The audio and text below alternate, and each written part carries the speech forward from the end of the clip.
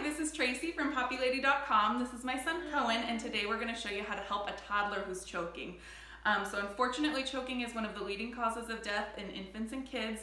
There are a few things you can do to prevent it, such as making sure that your child is seated and supervised while they're eating, that the pieces of food are about the size of a pea if they're not able to chew very well themselves, and to cook or mash, especially firm or raw foods. Anything in the home that's smaller than a size D battery, that's this big, is a choking hazard. So you really want to make sure that they're supervised if they're playing with anything that size, or mostly just limit their access to objects that are that size or smaller.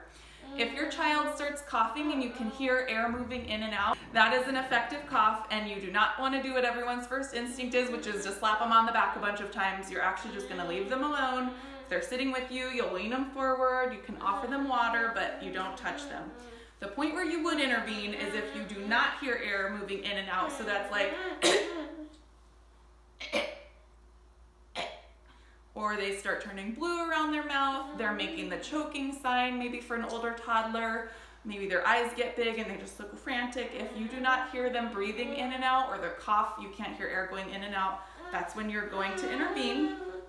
Now the technique is the same for anyone 12 months old or older, which is to do abdominal thrusts. So you'll find their belly button, you're gonna make a fist, put it above the belly button, and you're gonna deliver abdominal thrusts. So that's basically a J motion. It's in and up, in and up, in and up. You do one at a time. You're gonna build in force, so start off softer, and after each thrust, in and up, you're gonna check. If you can see the food, grab it with your hand, or if they've coughed it out, great. You never want to just put your finger in their mouth and try to do a swipe, because you could push the food back even further, or object. So you do one thrust, softer. If it didn't work, you're going to do another, in and up. Again, it's a J motion like this, with enough force to bring up whatever object is lodged. So in and up.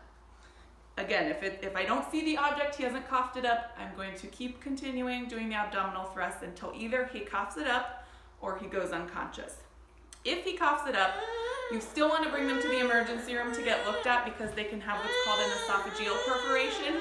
And you can't know that just from looking at them. But if he goes unconscious, that's when I would want to start CPR. Obviously, you have to know how to do CPR in order to do CPR, so I recommend that everybody takes a CPR class. Especially if you're around kids, a babysitter, an aunt, it's really important to know how to do CPR. And at that point, you do CPR for 2 minutes if you were alone before you called 911. I also want to talk to you guys about the Life Vac. This, I think, was about $80 for their travel set. It comes with an infant and adult mask. And this was invented for when the Heimlich maneuver does not work, which happens more often than you'd think, unfortunately. It goes over their nose and mouth. It's a one-way suction valve which goes down and up, and it pulls out whatever was blocking their throat. And then you could deliver effective CPR or just clear the blockage, and then if they're conscious, great.